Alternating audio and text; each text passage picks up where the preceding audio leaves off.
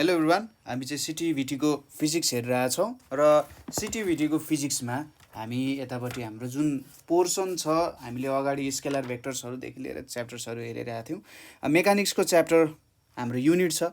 मेकानिक्सको युनिटमा हामी properties of म्याटरमा थियौँ र प्रपर्टिज अफ म्याटरमा हामी अर्को इन्ट्रेस्टिङ भेरी इन्ट्रेस्टिङ टपिक छ सर्फेस टेन्सन, त्यसको बारे डिस्कस गर्न गइरहेछौँ है त। ल, सर्फेस टेन्सन के हो, कसरी हुन्छ होइन, र योसँग रिलेटेड विभिन्न एप्लिकेसन्सहरू के छ त्यसको बारेमा हामी स्टडी गर्छौँ। ल स्टार्ट गरौँ है त। सुरुमा सर्फेस टेन्सनको बारेमा स्टडी गर्न किन जरुरी छ भन्ने कुराहरू स्टडी गरौँ थोरै यहाँनिर। जस्तै तपाईँहरूले के देख्नु भएको छ होला भन्दा मछेटहरू चाहिँ के हुन्छ, त्यहाँनिर पानीमा पुरै स्केटिङ खेलिरहेको हुन्छन् नि होइन। मछेटहरू पानीमा पुरै स्केटिङ खेलिरहेको हुन्छ। त्यहाँनिर कुनै पानीमा यसो हेर्दाखेरि पत्ताहरू टक्क मजाले अडिरहेको हुन्छ। तपाईँहरू पनि यसो अडिन भनेर जानुभयो भने छप्लाङ्ग पानीभित्र छिर्नुहुन्छ होइन। त्यस्तो फेनोमेनाहरू किन देखिन्छ होला त? मच्छर चाहिँ त्यहाँ अडिने अनि पत्ताहरू चाहिँ त्यहाँ अडिने तर तपाईँ अडिन नसक्ने हो। त्यस्तो फेनोमेनाहरूबारे साइन्टिस्टहरूले सोचे होइन।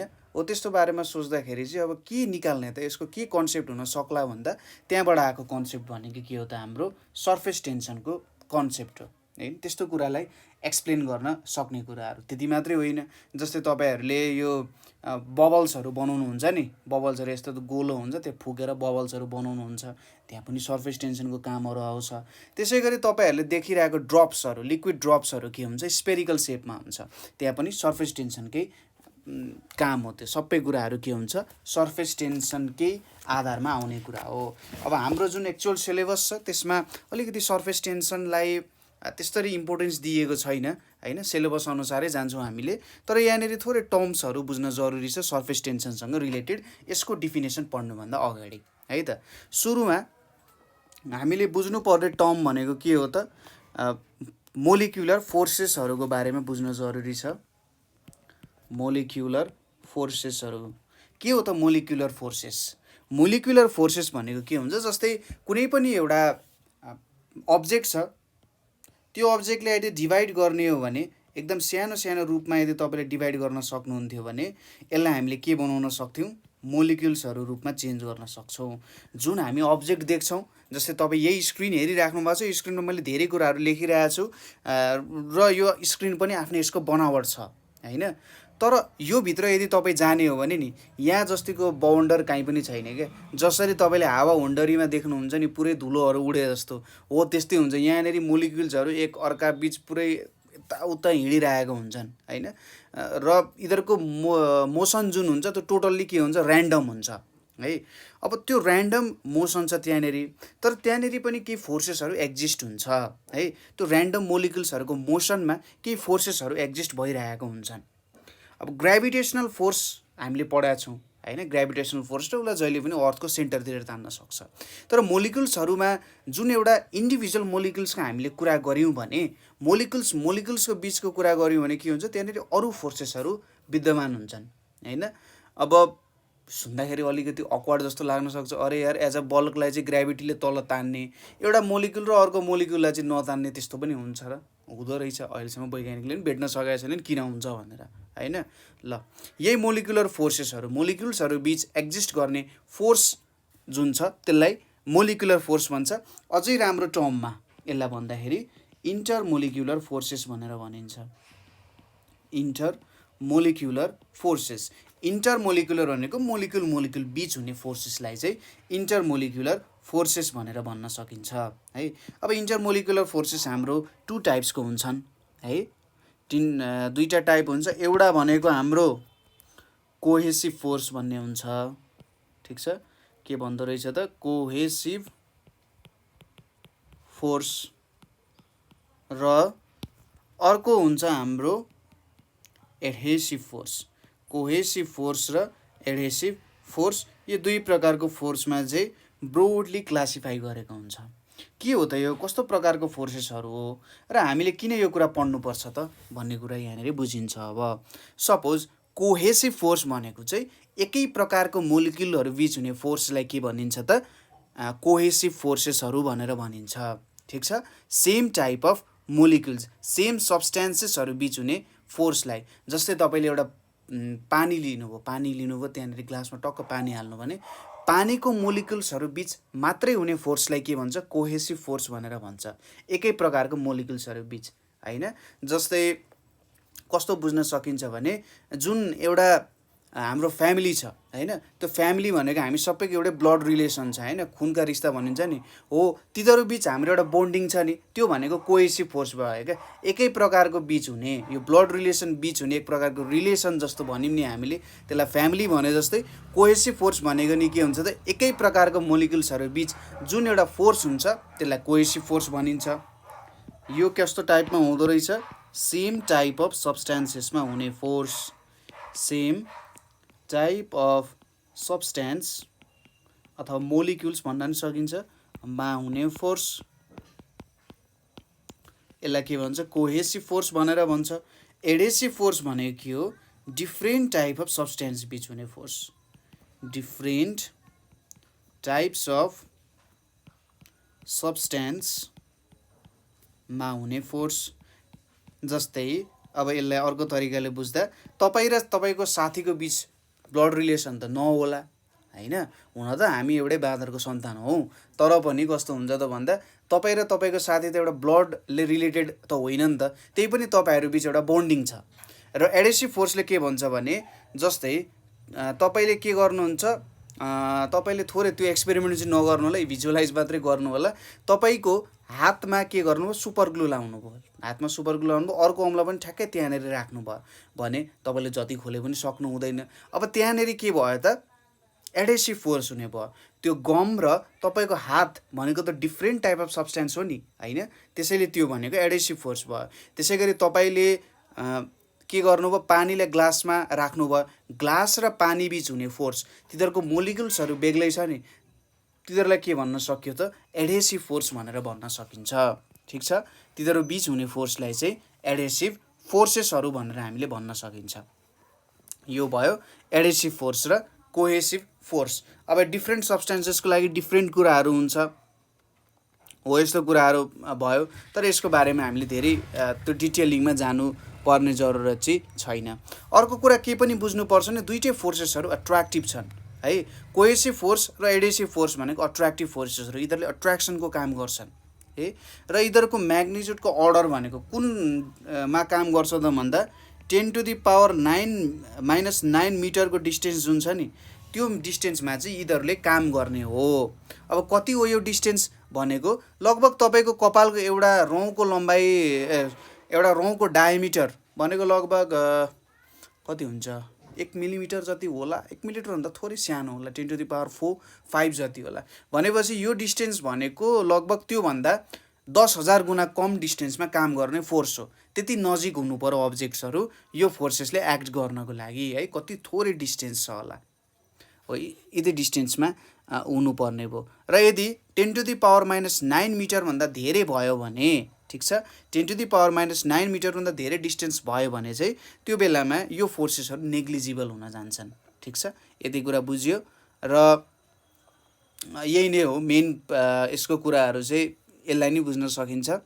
जस्तै तपाईँले इङ्क चाहिँ पेपरमा हाल्नुभयो भने, होइन? तपाईँको पहिले मसीले लेख्नुहुन्थ्यो, मसीवाला पेन हुन्थ्यो नि, फाउन्टेन पेनहरू, हामी चाहिँ चाइनिज पेन भन्थ्यौँ तिनीहरूलाई, है?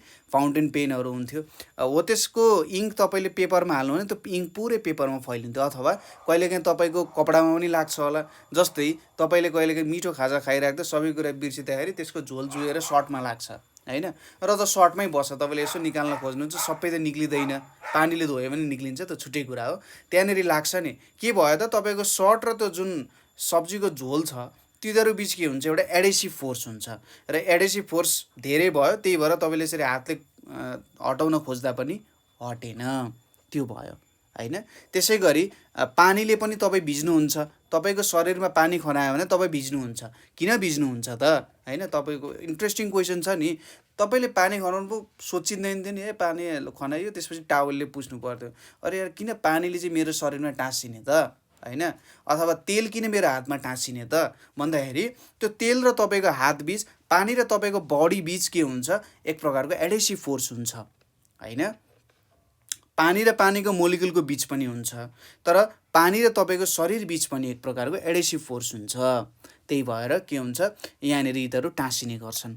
त्यसै गरी तपाईँको क्लासमा एउटा व्हाइट बोर्ड छ, व्हाइट बोर्डमा सरले के गर्नुहुन्छ, मार्करले लेख्नुहुन्छ। मार्करले लेख्दा के हुन्छ, त्यहाँनिर टाँसिरहेको हुन्छ होइन। मार्करले लेखेको किन त्यहाँ टाँसिने भन्दा बोर्ड र त्यो मार्करले लेखेको इङ्क छ त्यसको बिचको फोर्स के छ, एडेसिभ फोर्स छ। इङ्क र इङ्क बिचको कोहेसिभ फोर्स छ, बुझ्नु पर्यो है। हामीले के गर्छौँ, यो मेरो बोर्ड भयो, यो बोर्डमा मैले केही कुराहरू लेख्छु होइन, सर्फेस टेन्सन भनेर लेख्छु। अब यो जुन चकले लेखेको कुराहरू छ नि, यो चकले लेखेको कुराहरू बिचमा आफ्नै कोहेसिभ फोर्स छ र यो चकले लेखेको कुरा र बोर्ड बिच पनि आफ्नै फोर्स छ। तर यहाँनिर के भयो होला, एडेसिभ फोर्स धेरै भयो। ठिक छ, यसरी बुझ्न सकिन्छ। चक र चकको फोर्स भन्दा चक र बोर्ड बिचको फोर्स के भयो त, धेरै हुने भयो। त्यो भएर यहाँनिर यस्तो कुराहरू देखिन गयो। अब हामी छिर्न सक्छौँ सर्फेस टेन्सनको टपिकमा। हेरौँ है त, ल एडेसिभ कोहेसिभ फोर्स बुझ्यो। सर्फेस टेन्सनलाई थोरै हामीले निहालौँ यहाँनिर के हुँदो रहेछ त सर्फेस टेन्सनमा भन्ने कुरा। अगाडि हामीले इक्जाम्पल दिइसक्यौँ कि मच्छड पानीमा पुरै सुइँ त्यो ग्लाइड गर्छ क्या, प्लेन हावामा उडे जस्तै मच्छड पानीमा पुरै के हुन्छ, माथि माथि सर्फेसमा हिँडिरहेको हुन्छ, पत्ता पनि अडिरहेको हुन्छ होइन। हो त्यस्तो कुराहरू तपाईँले देख्न सक्नुहुन्छ। अब पानीको एउटा स्पेसल प्रपर्टी छ है।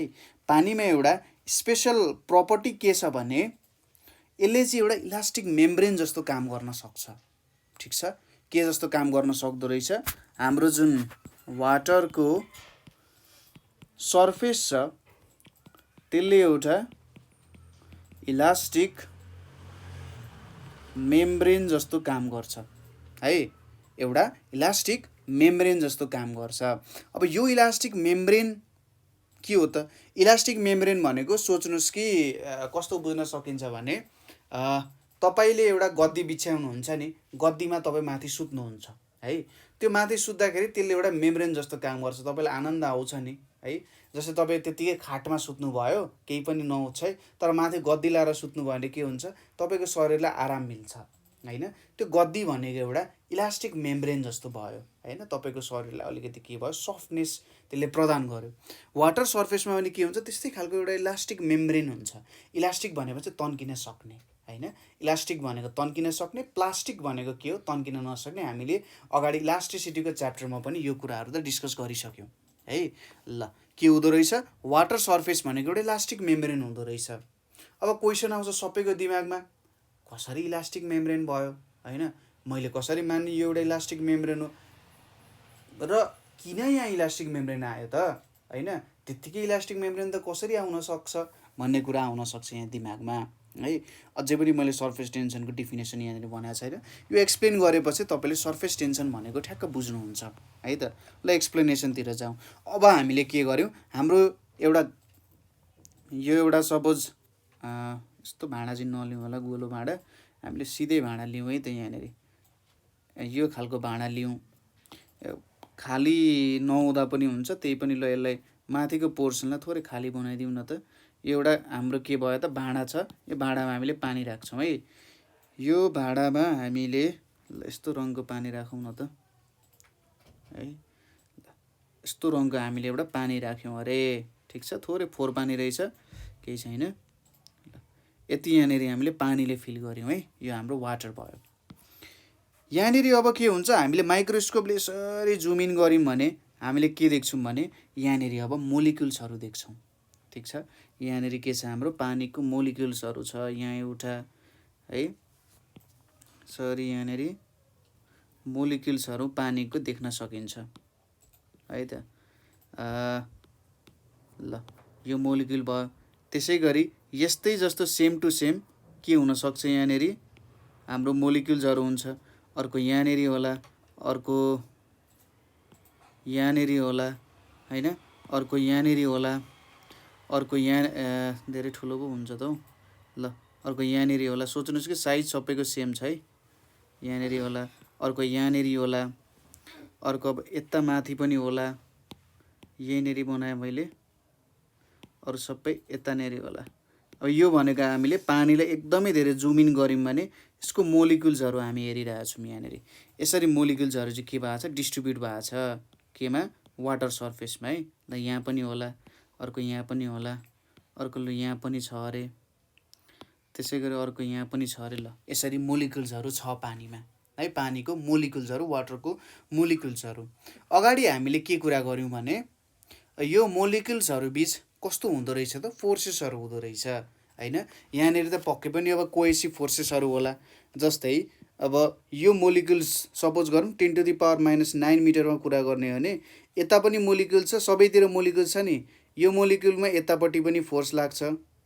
ठिक छ, यो मोलिकुलमा हाम्रो सबै डिरेक्सनमा के हुन्छ त फोर्स लाग्छ। सपोज यहाँ यतापट्टिको डिरेक्सनमा पनि फोर्स लाग्छ होला है, यतापट्टिको डिरेक्सनमा फोर्स लाग्छ, यतापट्टिको डिरेक्सनमा फोर्स लाग्छ, यतापट्टिको डिरेक्सनमा फोर्स लाग्छ, यतापट्टिको डिरेक्सनमा फोर्स लाग्छ, यतापट्टि पनि लाग्छ।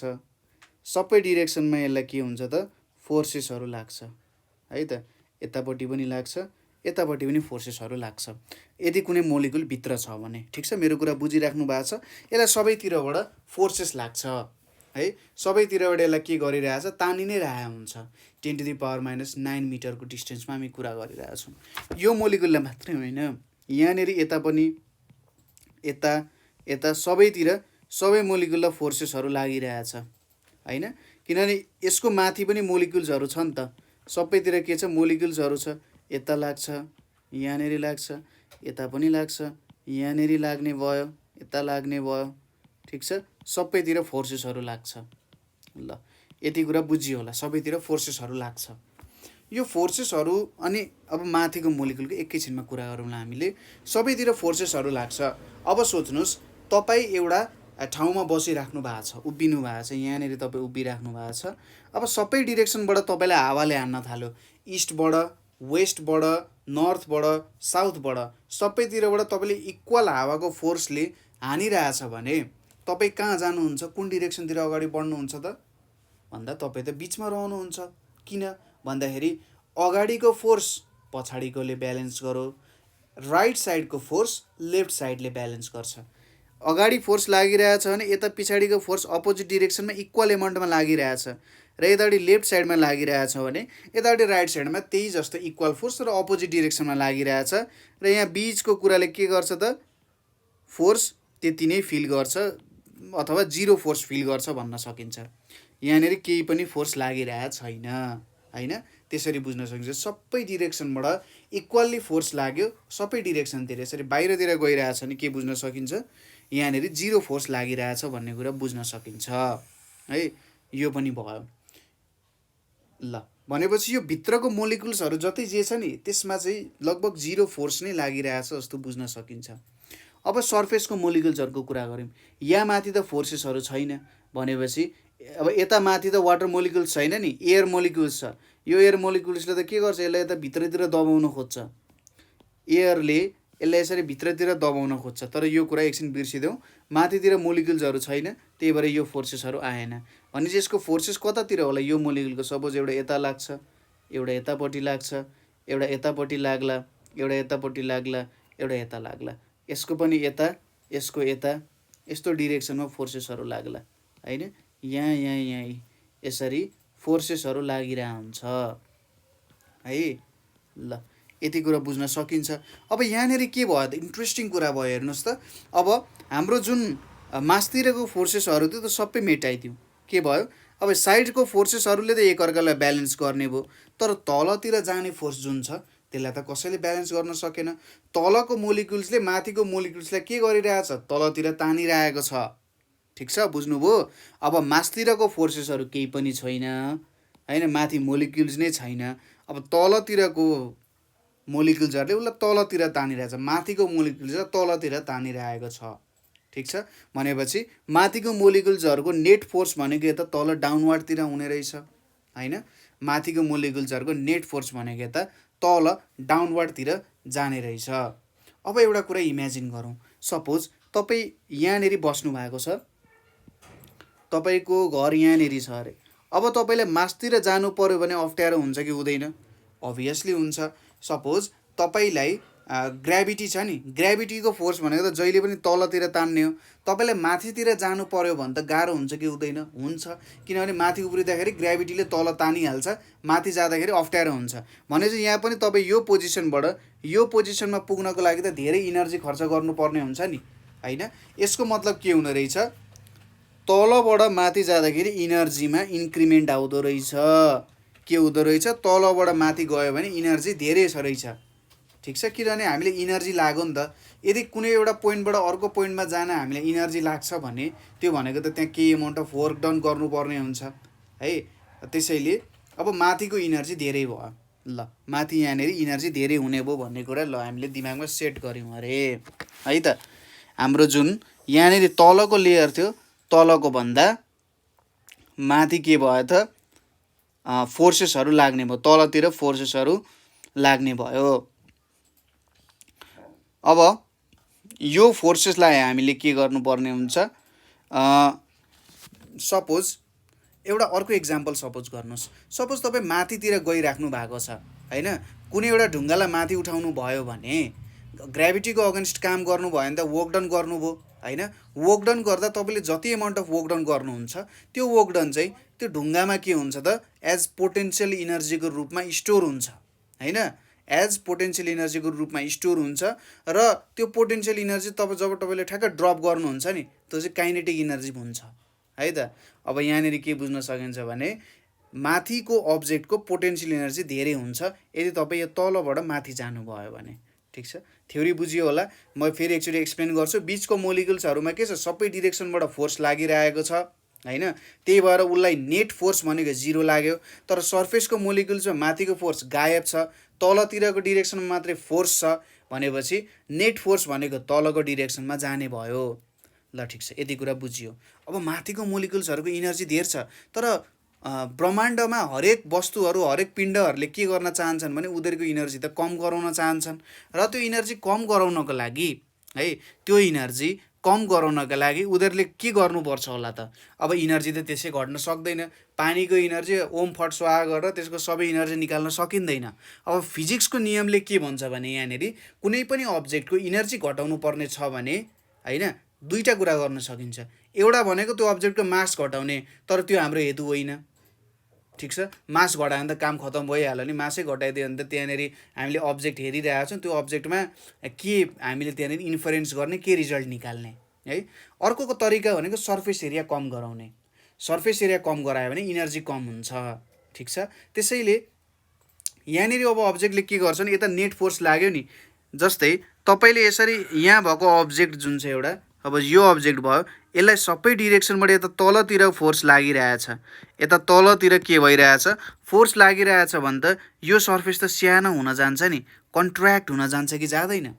अभियसली कन्ट्र्याक्ट हुन्छ होइन हो। अब यो कन्ट्र्याक्ट भयो, यो कन्ट्र्याक्ट हुँदाखेरि के भयो त? यहाँनिर मिनिमम पोटेन्सियल इनर्जी हुने भयो, ठिक छ? अथवा अर्को तरिकाले के बुझ्न सकिन्छ भने माथिको मोलिकुल्सहरू घट्दै घट्दै जान्छन्, उसलाई तलतिर तानेको छ।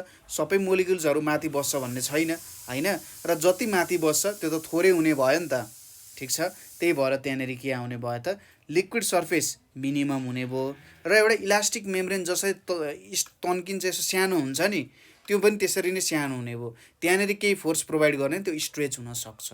यही प्रपर्टीलाई के भनिन्छ भने यो हाम्रो लिक्विड मेम्ब्रेन स्ट्रेच भयो र यसलाई नै के भनिन्छ? सर्फेस टेन्सन भनेर भनिन्छ, ठिक छ? कुरा बुझियो। सर्फेस टेन्सनको डिफिनेसन लेख्नु पर्यो भने के लेख्न सकिन्छ? The property of liquid at rest by virtue of which its surface behaves like a stretched membrane,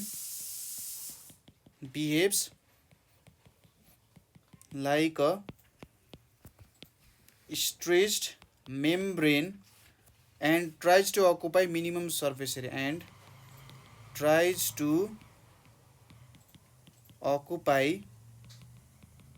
minimal surface area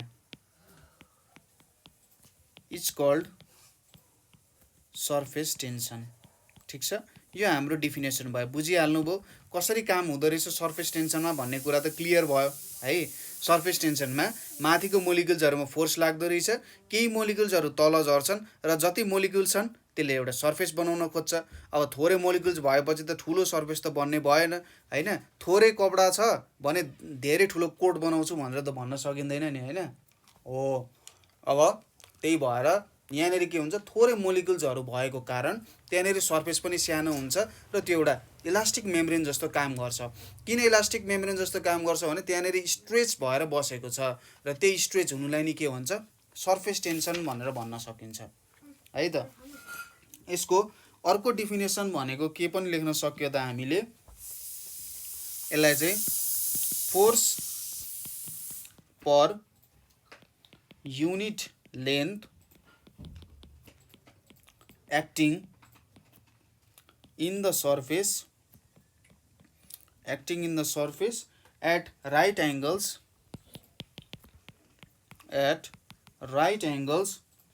to one side of a line drawn in the surface, to one side of a line drawn in the surface। ठिक छ, one side of a line drawn in the surface, यसलाई भन्छ surface tension. र surface tension equals to force by length हुन्छ। कुरा बुझ्यो होला डेफिनेसनले के भनिरहेछ भनेर। यसलाई अलिकति मजाले बुझ्ने प्रयास गरौँ। यहाँनिर के लेखेछ, force per unit length acting in the surface at right angles to one of a line drawn in the surface. ल यसलाई बुझौँ। सपोज यहाँनिर मैले एउटा यसरी यो लिक्विड छ अरे यहाँभित्र भनेर इमेजिन गरौँ। ल पर्पलै लिक्विड छ अरे के फरक पर्यो र। यहाँनिर मैले स्वाट एउटा लाइन बनाएँ यसरी। अब यो भनेको यो लाइनको लेन्थ भयो है, यो लेन्थ भयो। अब यसको पर्पेन्डिकुलरमा एउटा फोर्स मैले डेभलप गरेँ। यहाँनिर एउटा पर्पेन्डिकुलरमा फोर्स एक्ट गरिरहेछ भने यसलाई नै हामीले के भन्छौँ त, सर्फेस टेन्सन भनेर भन्न सक्छौँ। यो एउटा इमेजिनरी लाइन हो है त। ठिक छ, यसरी हामीले बुझ्न सकिन्छ। स्ट्रेच मेम्ब्रेन भयो, यहाँनिर force is acting on the imaginary line of length L भनेर भन्न सकिन्छ। यो चाहिँ हाम्रो लिक्विड सर्फेसमा हामीले निकालेको सर्फेस टेन्सनको भ्यालु हो। अब किन यही भ्यालु हुन्छ त, फोर्स बाई लेन्थ नै किन मान्नु पर्यो त भन्ने कुराहरू यहाँनिर आउन सक्छ। यहाँनिर अब टेन्सन भनेको के भयो, फोर्स बाई लेन्थ भयो। यसको मतलब पर युनिट लेन्थमा यति फोर्स लाग्छ भनेर हामीले डिस्क्राइब गरिरहेछौँ। सपोज यो हाम्रो सर्फेस भयो भने यहाँनिर अब यतातिर फोर्स लागिरहेको हुन्छ नि त पर्पेन्डिकुलरली, यतापट्टि पर्पेन्डिकुलर यो लेन्थको पर्पेन्डिकुलरमा फोर्स लागिरहेको हुनसक्छ। अब यो लिक्विड सर्फेस खासमा बनाउनु त यसरी निक्लिन्छ। यहाँनिर यदि लिक्विड सर्फेस बनाउने भने, ल यसलाई अर्कै कलर दिउँ है त थोरै। ल यो लिक्विड सर्फेस भयो भने यहाँनिर पनि मेजर गर्न सक्नु पऱ्यो, यता पनि मेजर गर्न सक्नु पऱ्यो, यसरी पनि मेजर गर्न सक्नु पऱ्यो। लिक्विड सर्फेस त 1D हुँदैन नि त, 2D हुन्छ नि त होइन। माथिको सर्फेस त 2D सर्फेस भनेर मान्नुपर्ने हुन्छ। यता पनि हुनसक्छ, सबै डिरेक्सनमा हुनसक्छ।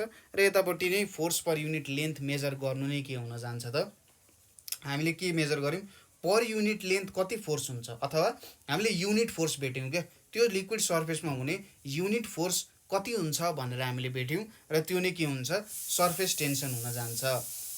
पर्पेन्डिकुलर लागेपछि हामीले के बुझ्यौँ भने त्यसलाई स्ट्रेच गर्नको लागि, ठिक छ, हामीले जब यो लाइनको पर्पेन्डिकुलर तान्यौँ नि, हामीले के भनिरहेछौँ, ल यो लाइनलाई मैले फुटाउनु पर्यो, यसलाई ब्रेक गर्नु पर्यो, त्यहाँनिर केही इनर्जी स्टोर भएर बसेको छ, यसलाई ब्रेक गर्नु पर्यो भने मलाई कति फोर्स लाग्छ त्यो पर युनिट लेन्थ भन्ने कुरा मैले बुझ्नु छ भने के गर्नु पर्यो, फोर्स पर युनिट लेन्थ गरेँ। यसको मतलब मैले पर युनिट लेन्थ यति फोर्स लगायो भने चाहिँ त्यो सर्फेस ब्रेक हुन्छ, त्यो भन्न खोजिरहेको छ यहाँनिर। ठिक छ, यदि मैले त्यति फोर्स लगाएँ भने, पर युनिट लेन्थ त्यति फोर्स लगायो भने त्यो सर्फेस ब्रेक हुन जान्छ। त्यही नै के हुन्छ त, सर्फेस टेन्सन हुन जान्छ। कुरा बुझ्यो होला।